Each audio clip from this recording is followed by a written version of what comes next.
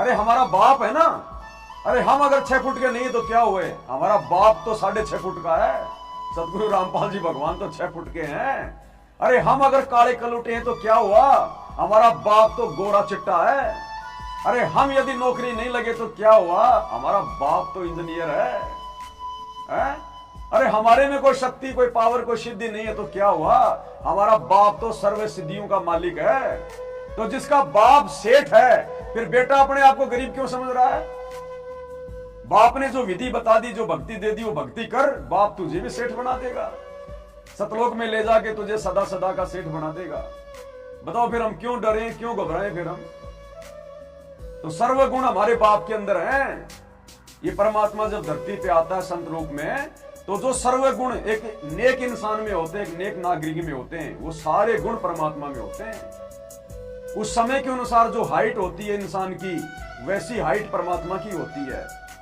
अब देखो आप और हमारे खोपड़ी के बाल उड़ गए, लेकिन देखो अपने गुरुजी भगवान के एक भी बाल नहीं उड़ रहा परमात्मा का, और ना उड़ेगा लास्ट तक।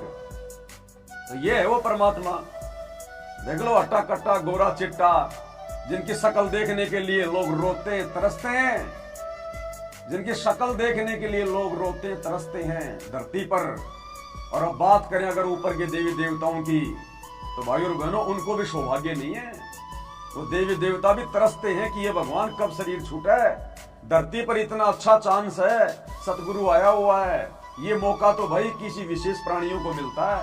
वो देवी देवता भी मनुष्य जन्म प्राप्त करने को तरस रहे हैं, लेकिन भैया अब वो अपने काल के जाल में फंसे हुए हैं।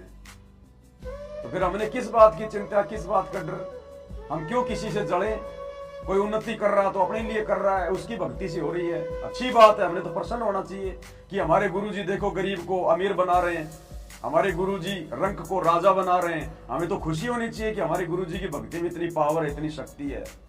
तो भगत भाई बहनों की उन्नति को देखकर हमने जड़ना नहीं है, मन छोटा नहीं करना। जब हमारा समय आएगा, परमात्मा अगर उचित समझेगा तो हमें भी परमात्मा हर प्रकार से धन धान्य से परिपूर्ण कर देगा।